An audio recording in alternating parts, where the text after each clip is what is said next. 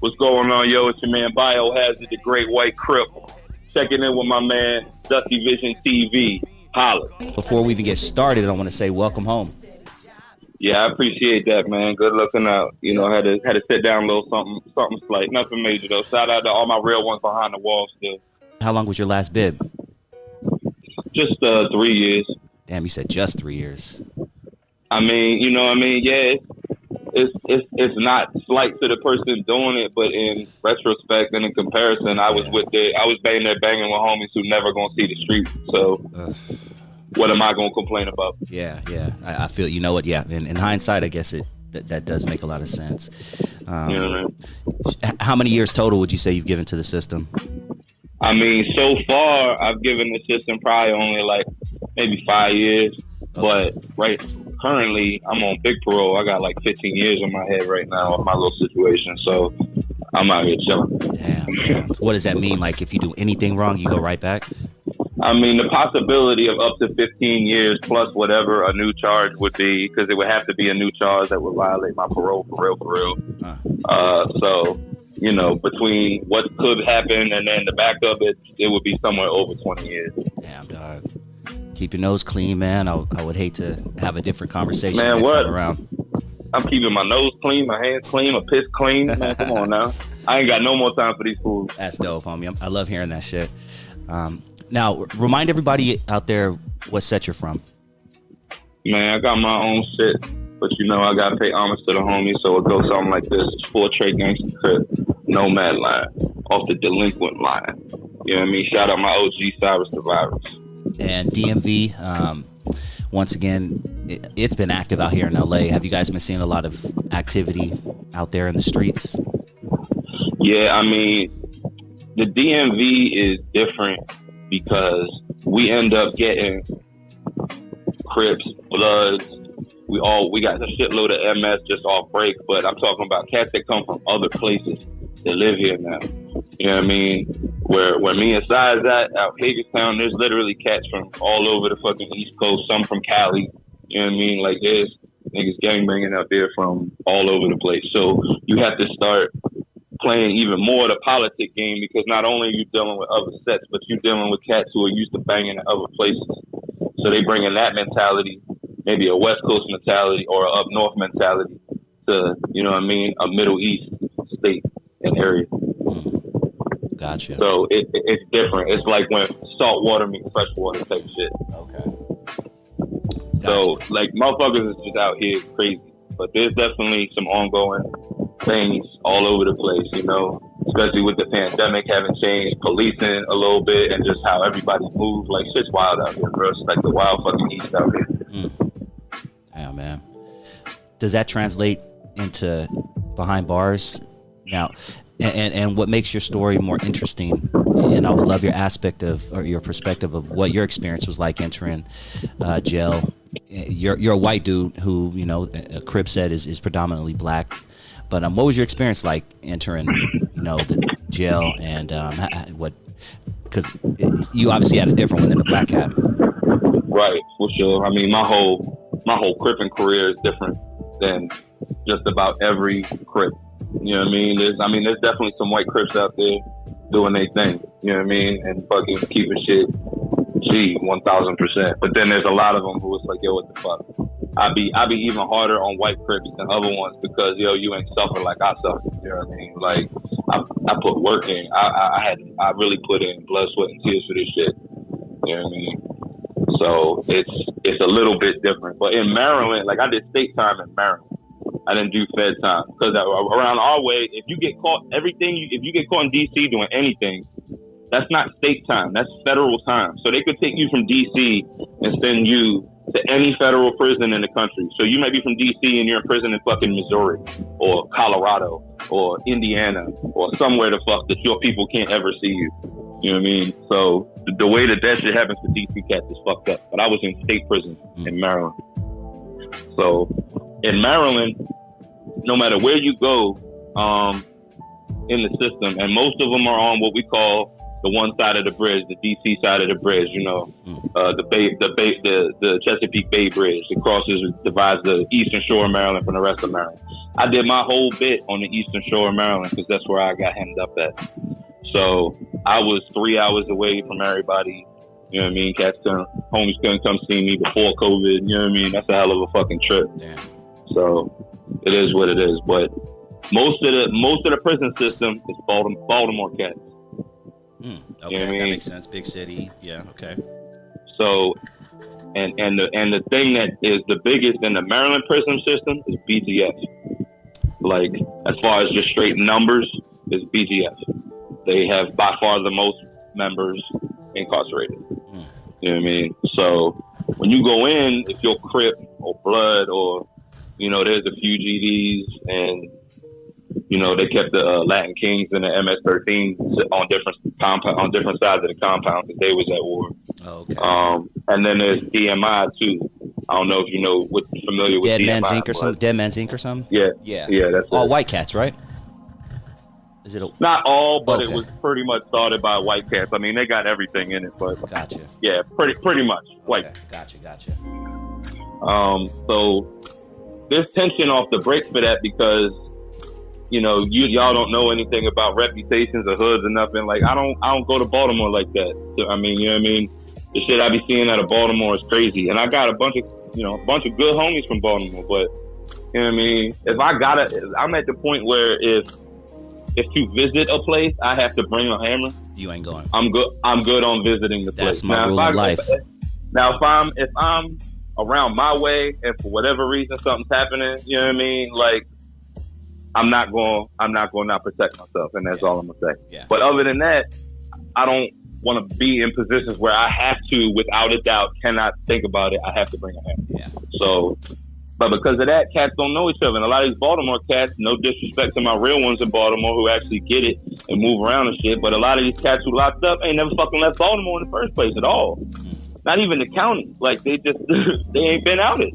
So how you going to tell me, you know what I mean, anything about me in my area? I'm from DCPG. That's where I got my stripes at. That's where I jumped off the porch at. That's where I be at. So how you going to tell me about that if you don't know about that? When you enter, is it like the movies and shit where, you know what I'm saying, you gotta, if you're a white dude, you're getting approached by the Peckerwoods and you gotta tell them, yo, I run with the Crips? And how does that work? Well, it's a double thing for me with that, because like you said, you know, I'm a top dog family, so I got paw prints on me. That's what DMI use. They call themselves dogs, but they AWG. You know what I mean? Dead Men Against World Governments, something like that, I think it is. But if I'm wrong, I don't give a fuck. But they approach you first, especially I got paws on me, so they roll up on me, yo, you dog. I said, man, I'm dog, D-O-W-G. I ain't never been DMI day in my life. Crip, where the Crips at? You know what I mean? So, but it's not like, if the Peckerwoods approach me, as you call them, you know what I mean? There's not a lot of AB out here. It is out here, but DMI is at war with them, so they be on a lot of different compounds. You know what I mean? And then the one I was at, they was putting them right on the PC because DMI was chopping them up as soon as they touched down anyway. So, okay. But when they approach, I'm Jewish, man. You know what I mean? Like I was raised Jewish, so even if I wasn't Crippin', an Aryan can still suck mine out. You know what I mean? That's real. Well, shit, man. Yeah, I always tell people, man, the white, don't fuck with the white cat in the group, because for every one fight that a black dude has had, a white guy has had 5 fights. You know what I'm saying? So you know what? On some real shit, I ain't getting one fucking fight in my business. Not one. And you know what it is, because of how I carry myself. Okay. I really had the Crips in the building that I was running on the fucking east side of the compound and shit. I had him 86 and dumb shit, because as a big homie, I'm like, my job is not to motherfucking help you get high or help us look tough or help us start stupid wars or anything like that. If I'm a good big homie, my job is to make sure we all live as comfortably as we can while we fucking here. We safe, we strapped if we need it. You know what I mean? We ain't gonna be caught slipping. But we don't instigate shit, and we don't do dumb business, and we don't do bullshit, because that's what it's always about. You gotta move silent.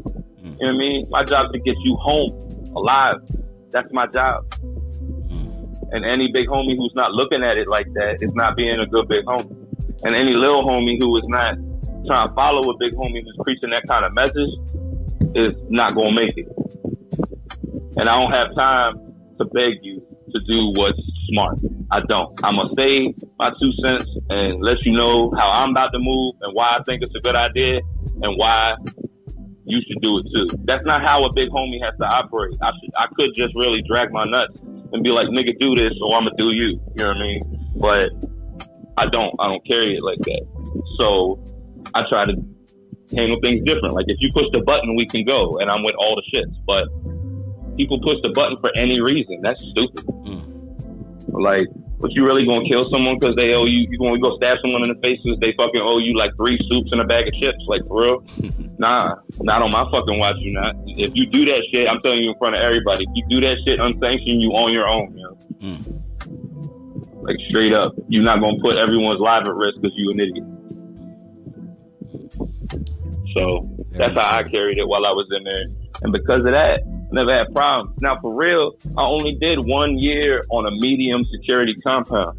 After that, I was on the minimum security, the annex. I was 2 years over there, and there was gang dudes over there, and some shit happened here and there. But over there, you're not even supposed to be actively gang banging, because to be a minimum, that means you got less than 5 years on your sentence, or less than 7. I can't remember which it is. But in any case, you finna see the street at some point in the fucking near future. So when that's the case, you're not supposed to be doing a bunch of bullshit. It ain't like you caught a fresh 20, you know what I mean, minimum, and you're like, all right, fuck it, I'm gonna turn up. Like, no, it's not like that. You getting ready to go home. So we ain't actively, crazy like it be on the compound. But shit still happen. But I made it a point, like, on some real shit. My father is sick, and he got worse while I was fucking in there. He's got a really rare muscle disease, and there's no treatment or cure for it. So it's just going to get worse when it gets worse, and there's nothing you can do about it.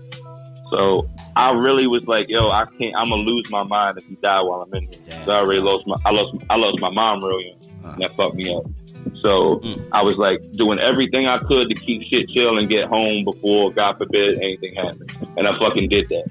So I don't really give a fuck what nobody's talking about. Oh, Bio could have popped up. I could have, you know what I mean? But why? To make myself look tough in front of you? I don't even fucking know you. I'm never gonna fucking see you again in my life after this, yo. Because where you at, I don't be. You know why? Because there's no real legit shit going on there. It's only bullshit and drug dealing and all this other shit. And that's cool if you using it to do something. It's a means to an end. So if you're like, yo, I'm trying to get $100,000 together and motherfucking open this or buy this or whatever, you know what I mean? And then you go on a little maneuver for like, you know what I mean, like a year or something like that, and really just cake up, like, yeah, go ahead do that shit. But when it's time to get out, get the fuck out. What led up to you joining the Crips? Man, my story is something crazy. Like, I'm a suburban white kid by birth. I was adopted at birth, raised in the suburbs of Montgomery County, Maryland. And not like the tough parts of Montgomery County, Maryland, because there are some. Just in a regular old, majority white suburban neighborhood. I played sports. I was nice at basketball. I had some Division I shit. Not like anything crazy, like, top 25 schools, but some smaller schools, some local schools, and then a few from around the East Coast, because I went to so many basketball camps at AAU shit. You know what I mean? But at 15, my mother died from breast cancer, and it spread to her brain. And that fucked me up. I came home from work at the basketball camp one day, and we had her in hospice because she had been in a coma, and we didn't want her to die at the hospital. Fuck that shit. So we brought her to the house. So I would go into the room every night, every day after I got home from work, and just sit with her and, talk to her and everything for like half an hour. And I went in this particular day, and I was the one to discover that she had. So at that exact moment, the person who I was walking into that room never left that room. Like, I was somebody totally different. Just fuck everything. Yeah, fuck everything. I stopped playing ball. I stopped, you know what I mean? Not that summer. That basketball saved my life that summer, because I tried to take my own, I didn't try. I thought about taking my own life a bunch of times, but I'm not a doer. Fuck that. You know what I mean? So, by the way, if anybody feels like they are suicidal, man, get some help. It's not worth it. Yeah, man. Anyway. Amen. But yeah, so I just, what kind of threw me into the street life, because I didn't know nothing about no street shit at all, man. Not a single thing. Okay. I was not tough at all. I wasn't a bitch or nothing. Like, I could fight, you know what I mean? But I didn't seek out fights. I wasn't acting like I was Mr. Tough Guy. I was just me, you know what I mean? I was cool. But my father owned a liquor store in Southeast DC. It's actually real close to where the Nationals play baseball now. But at that time, before they were in town, it was definitely the ghetto, and we were the only white people there. And just in our parking lot, if it existed, you could get it in our parking lot. You know what I mean? So I kind of jumped off the porch there after that point, and because I knew these cats already. I've been come around since I was, 8 years old. They knew who I am. I'm the owner's son, but they never disrespect. That's why we let them do what they want. Like, look, just make sure don't nothing fucked up happen to the business and no bullshit goes on out here, and we ain't got shit to say about nothing you doing. We don't know shit. We ain't gonna say shit. We ain't gonna call them for shit. None of that. Do what you do. And then my pops always used to do, like, give back to the community. He'd do raffles. He did back to school giveaways. He did, you know what I mean? Like, he did stuff for the community that he did business in. Like any good businessman would. That's the whole point. You got to take care of the people who take care of you. We able to have this house and go on these trips because these people come to our store. So what kind of person you look like? And he always told me, like, I don't care where anyone's from, what they look like, what the color their skin is, and nothing, how they sound. It doesn't matter. If they treat you with respect, treat them with respect. If they don't, then don't. And it's that simple. So I encountered different ethnic backgrounds at a young age and was always taught that shit don't mean nothing. You know what I mean? So a lot of people didn't have that, especially the kids I went to school with. You would have never seen not one of them anywhere near where my dad's store was. ever in the history of the world. So already my life experience was different. Gotcha. But I started rapping, and I met a dude, took me to the studio, whatever. We ended up doing a bus trip to New York for the showcase at the spot in Manhattan. So it's just like 60 DMV cats on. We rented a bus. We were blowing tree up there on the way up there. And we had, actually the first one was the only dude from, shout out Top Dog Hill, one of the illest, you know what I mean, in the DMV's history, not just the Crip and shit, but the music shit. We really was running that shit. Shout out Infrared, white folks. But the cat that was there that night was my man Mo Better, who's a DMV legend when it comes to rapping. Like, if you rap in the DMV or you were ever anything from the DMV, you know Mo Better. He knows anyone who's ever made it out the DMV. Got big respect for Mo Better. But anyway, I freestyled in front of him. He was like, "You cool." We did another one of them exact same bus trips like a month later, whatever it was. This time, all the Top Dog Hill is there, including Cyrus the Virus. Top Dog Hill was 40 out of the 60 people on the bus. So, and they was all Crippin'. You know what I mean? Every one of them was Crippin'. Like, so 40 Crips from DC is rolling to New York to do a showcase in Manhattan.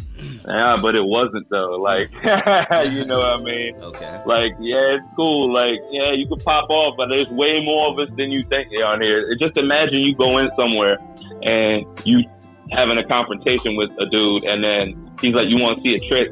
And he starts barking, and then all of a sudden you realize that about 50 to 60% of the entire building is barking at you. It's intimidating, bro, if you're not on the right side of that shit. You know what I mean? Yeah. So, but anyway, so they were shooting a video for one of Cyrus's videos. You know what I mean? And it was we were smoking. I was green in the gills. I hadn't even smoked in like a year. They were bringing like dragon fruit kush on the fucking bus. You know what I mean? They had strippers on the bus fucking clapping cheeks the whole fucking ride up. You know what I mean? Like, these niggas is ill as shit. They was doing their fucking thing. You have to excuse me too. I know I'm white, but you know what I mean? That's all you want, homie. Nah, I mean with the N word. I got that pass, dog. I'm from Long Beach, I'm from Long Beach, and I grew up around everything. My Asian neighbors said niggas, so don't even trip, dog. All right. Nah, I'm just explaining. I'm not apologizing. I'm explaining for those who are curious, because I don't give a fuck. Basically, fuck them is my point, right. Too, I don't, so. Yeah. Go ahead. I don't, no, for sure. I was going to get there. I was just going to say it in a really politely, long, right? Yeah. Nice, polite way. No, not politely. No, in a long-winded and ignorant way. But go ahead, player. Yeah. So I was like, yeah, these niggas on they shit. Like, I like how they move. I fuck with their style. You know what I mean? Like, and they all was for each other like the whole fucking time. And so I just started coming around after that. And they all did music, obviously. You know what I mean? And I'm trying to break into the scene. And that locally at the time, they were as big as it gets. You know what I mean? So I started fucking with them off the strength of that. I'm getting on the metro and getting off in the hood. No strap, no nothing. Walking to this house, you know what I mean, on G Street. I know you've heard about G Street from fucking Cyrus. Yeah. Like to the fucking house. You know what I mean? To the fucking studio. So that's just how it happened. Kind of like some biker shit. Like you gotta be a hang around first. You know what I mean? Like you just gotta be around. And then I was always just, you know, pulling weight like I was supposed to. You know what I mean? And then musically, we kept fucking with each other. I was hosting shows every other week at a spot in Georgetown in DC for a while. So, you know what I mean? We were booking them for those joints because they bring people, and their live performance was tight. Like, it was a fun show to watch, just as a hip hop fan. So they was always doing big shows and the biggest events. You know what I mean? So it kept progressing from there. And then I got close with Infla, and I got close with Cyrus, especially. You know what I mean? As far as the Crippin' side of shit. And we did a few songs together, rolled around the hood together, whatever. And I didn't know he was already planning on making me one, but he was. But I pretty much told him, I was like, look, dog, like, you might as well give me one of them flags. And he looked at me and said, why? I said, because I'm going to act like I got one anyway, because I fuck with you. And he was like, all right. You know what I mean? And that was that for the time being. I mean, it sounds like a fun little start, but it got real rocky real quick. But you know what I mean? Yeah, I was going to say, it doesn't sound like it ended there. Nah, not at all. Because, like, Cy went to prison, like, right after I came home. You know what I mean? And then there was just a bunch of bullshit going on there. I'm not going to get into details, but there was a bunch of bullshit, and he sat down for a couple years, and then, you know, there was some inter-squad bullshit that I'm also not going to speak on, but I ended up getting incarcerated for like a year right as like Cyrus was coming out. I was like, hey, what's cracking? And then I fucking was in. So we hadn't really talked, seen each other because of whatever circumstances for like 2-3 years. You know what I mean? Like, he was doing his fucking thing, and then there was some, like I said, there was some inner squad bullshit, so that had to get fucking handled. And then he came out, I went in. So when I came out, I had a lot of feelings about some of the people who was doing some fuck shit, you know what I mean? And me and him linked back up, started doing our thing, woo. Next thing you know, we signed with Mr. Cheeks, and keep it moving. That's dope, man. R.I.P. Freaky Top. Yeah, absolutely. Man, dog. LB salute my Lost Boys all out in Queens. You know what I mean? Bobby Garcia, Mr. Cheeks, motherfucking the whole family, powerful. Chaz, all my homies out Albany, Mob Music, Blue Spade, you already know the drill. Right now there's this thing in hip hop where, and I'm sure you're familiar with it, it started in Chicago where, you know, they're dissing the Dead Ops, they're smoking on such and such pack. You know, you got Fulio, Young and Ace, and these guys, you know, doing videos at graveyards and just the most disrespectful. Seems like they're competing to be the most disrespectful person out there, and this shit's popping. Everybody's listening to it. White people, Asians, everybody's listening to this shit. But shit is really happening in the streets, as you know. People are dying over this shit. But what are your thoughts on that aspect of hip hop? I mean, I say all the time with the younger generation, and I can't talk because I did a lot of wild ass shit when I was 20, 21, 22. You know what I mean? Like, I did a lot of wild ass shit too. But really, that breaks down to leadership, dog. Like, bad big homies. There's a lot of shitty big homies out there, man, who got their rank because just because you put in work don't mean you're a good leader. You know what I mean? So you get this rank position where, okay, you got your own squad now. Just because you a hitter or because you can sell a lot of dope don't mean that you can be a leader of men. You understand what I'm saying? So you get these big homies who are just on one directive, like shoot niggas or motherfucking sell drugs or whatever their fucking thing is, and they don't teach nothing else. You know what I mean? So they just out there sending their homies out on the block with work, and then they either shoot somebody or get shot, and and die, or they get caught up and they get a 20-year dope charge, and then they not looking out for the homie, they're leaving them high and dry. You know what I mean? Like, or their info was bad, or they wasn't even a real set. You know what I mean? You know, like whatever the fuck the case is, they're just setting these little homies up for failure, yo.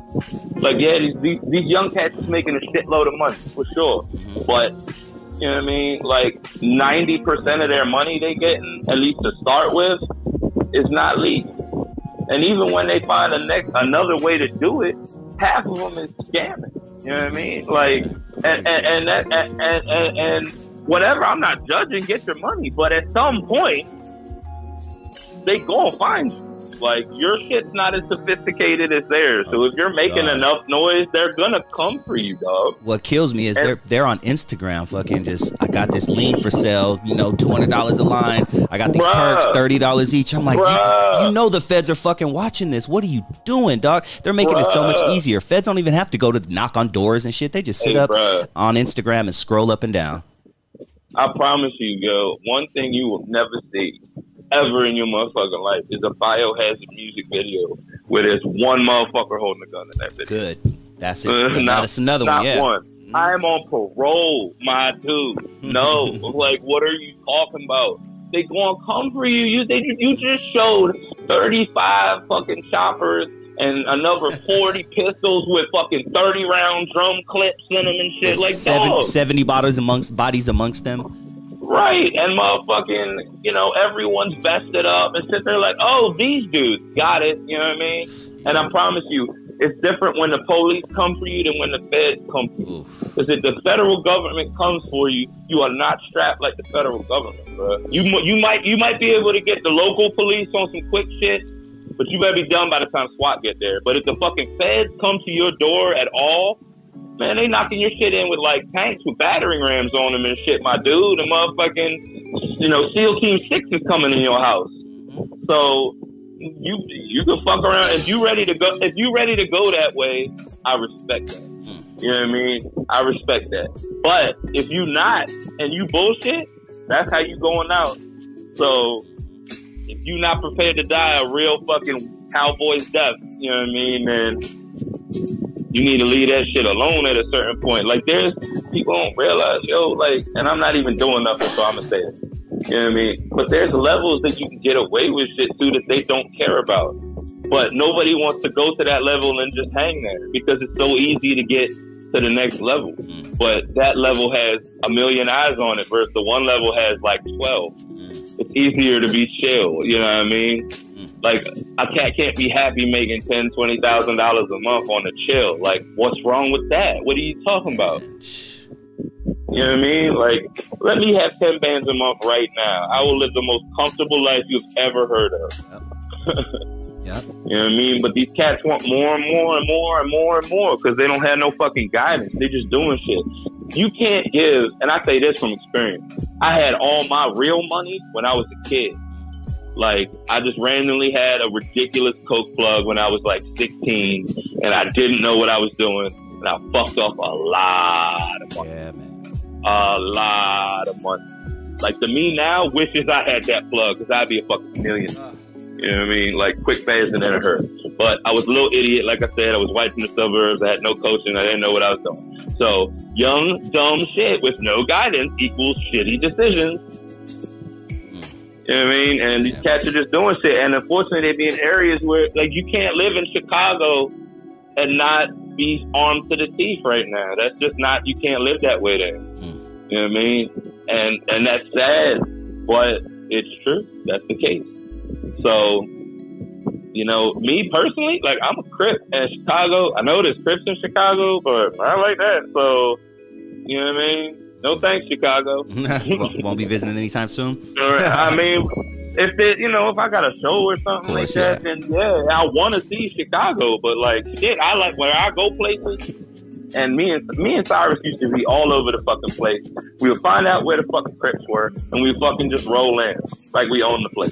Not to say we were disrespectful, but we were coming in because we knew we were official. We just want to show love because we're in the area and we real Crips. You know what I mean?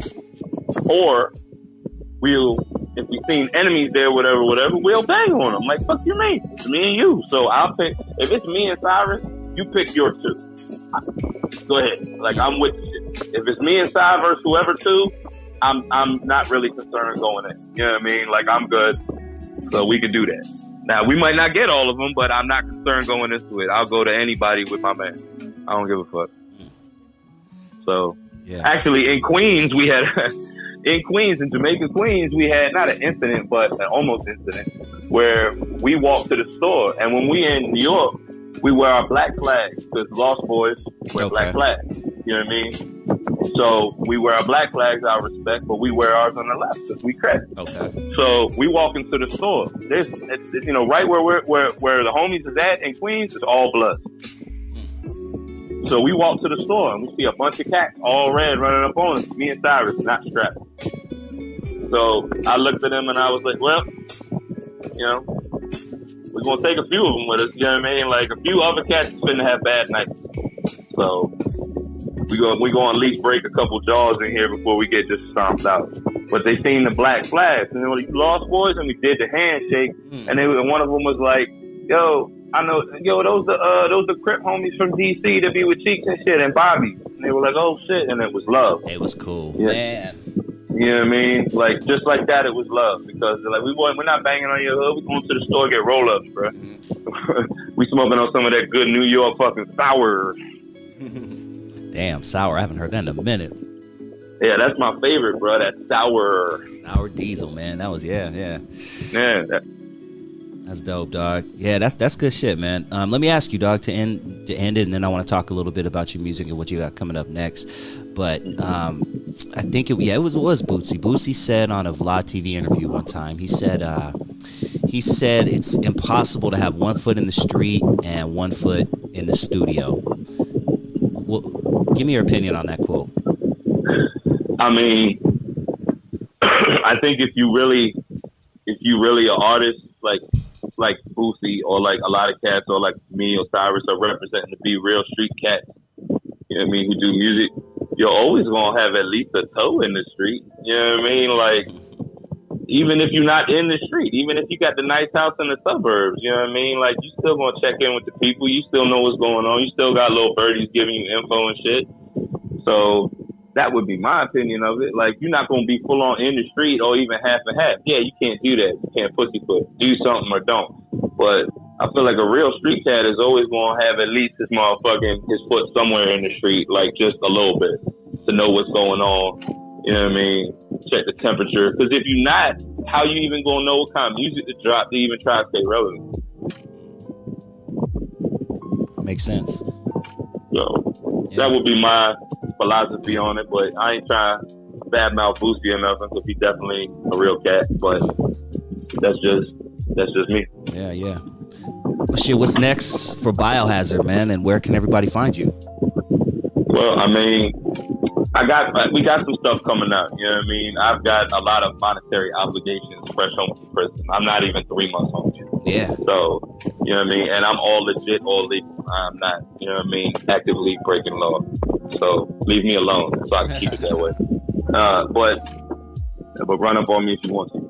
But yeah, we got new shit coming. My goal is by the end of the summer. But at the very least, I'm gonna drop something before Halloween at the latest. Maybe on Halloween at the latest. Cats out my way been on me to drop a project for years because I've never dropped a solo project. I got an EP with Cyrus and I got hella tracks. You know what I mean? And then my biggest thing was I used to just body ciphers. I would just show up at ciphers and body it. Like, real cats fuck with me. Like, Cassidy's my motherfucking man. Like, I've been to his private shit. That's my man. We talk every now and then. Drag On, that's my man. We talk every now and then. Fucking Pastor Troy used to come to my house and record when he was in Maryland. Like, who else? Motherfucking, I mean, just cats, you know what I mean? Like, we definitely be around some cats. So the respect level is there. People know what it is with me. I give you straight bars, yo. I don't do too much of this bloobity bullshit. You know what I mean? Like, I be on some braggadocious shit, but I don't, you know what I mean? I'm not wearing fucking 30 iced out diamonds saying I can't afford that shit. Fuck out my face, you know? Fuck I look like. If I had enough money to buy that kind of jewelry, I would have like 5 separate townhouses and be flipping them. You know what I mean? Like, come on, bro. Exactly.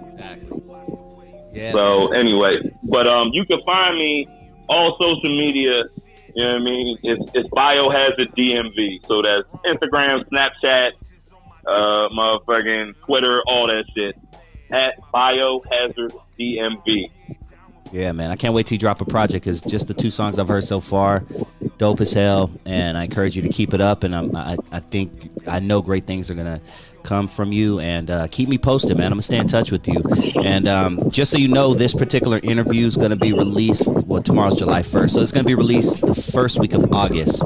I'm going to do some editing, add the music to it and everything. So I'll make sure I send you the link and everything so you can share it with your people. Yeah, for sure.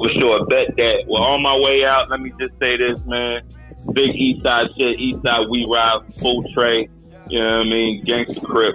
We do that shit. No mask. Moving equals money, and I can't stand still. Big delinquent shit. Big threes, big G's. Shout out to all my trade gang niggas. You know what I mean? Salute to all the real ones behind the wall. RIP to the real ones we lost. Let's get it together, man. Let's end 2021 on the right note. Get money.